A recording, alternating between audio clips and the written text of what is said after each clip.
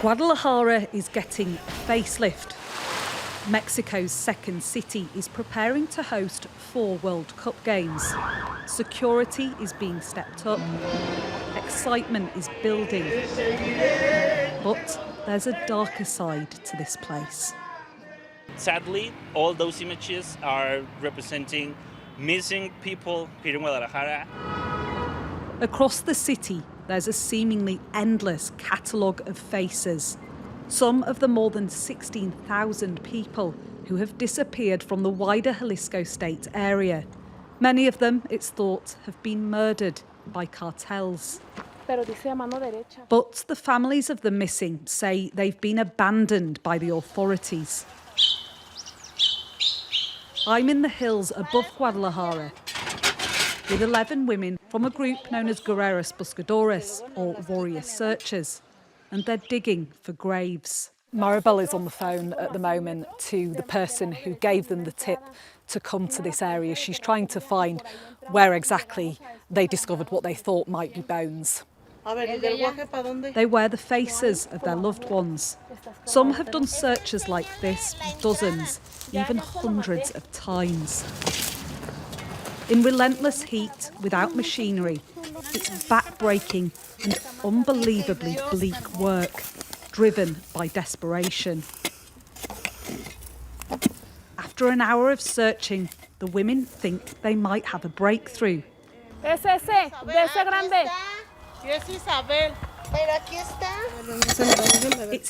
It's here, she says. All the women have rushed over to this specific area. That's because the tip that they received was from someone who said that they thought there might be a bag underneath a large rock in this area. And so they're attacking it with picks and shovels and their hands. First, they find a bone. And then, I think that's a head, she says. I think it's a head. He still has hair, says another. They uncover an entire skeleton wrapped in plastic.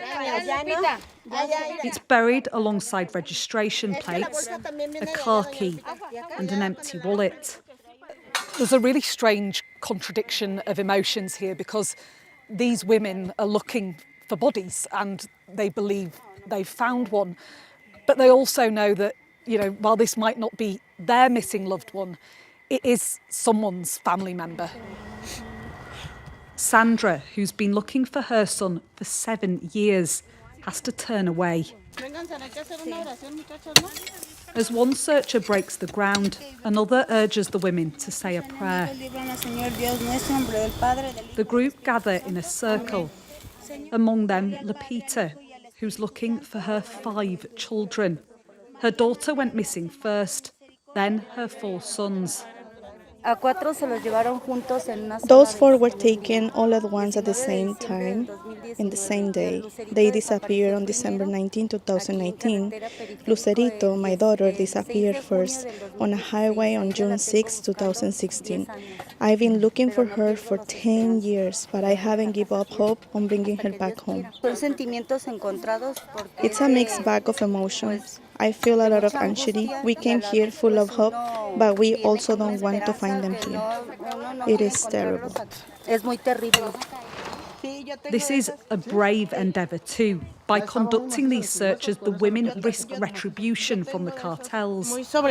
Across Mexico, a number of women have been killed for doing just this. They call the police to tell them about the body they found. 2 hours later, officers arrive.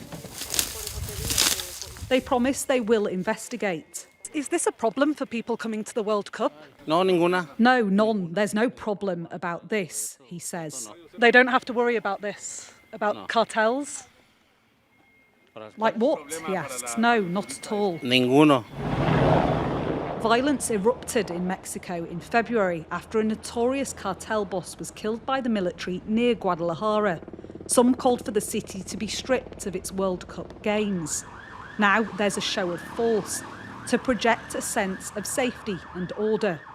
Local authorities in Mexico have spent $55 million on security and surveillance for this World Cup. They'll be using drones, Attention, please exit the area immediately. robots and Black Hawk helicopters. The head of the police force, which includes the stadium, shows me where they'll be monitoring fans. One of the things that our mayor has made sure of is guaranteeing the safety of all the people who come.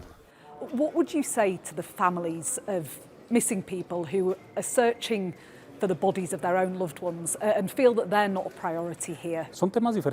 Actually, there are different issues.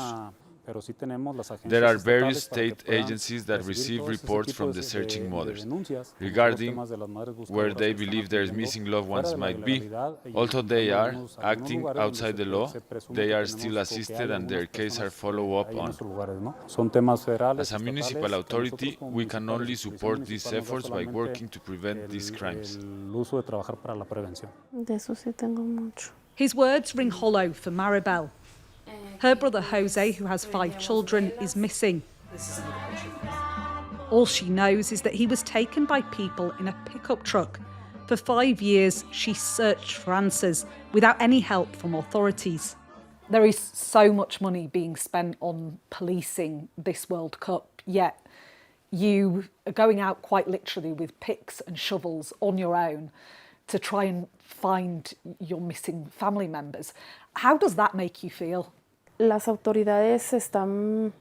authorities are worrying too much about the safety of the foreigners, of people who come to the World Cup, but they are not thinking about the security of us, their relatives.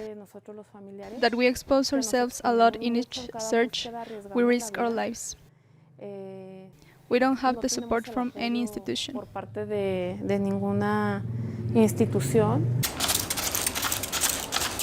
Money that Maribel would have spent on her 4-year-old daughter instead goes to looking for her brother. The World Cup, with all its trappings, will take place a short drive from here. It feels a world away.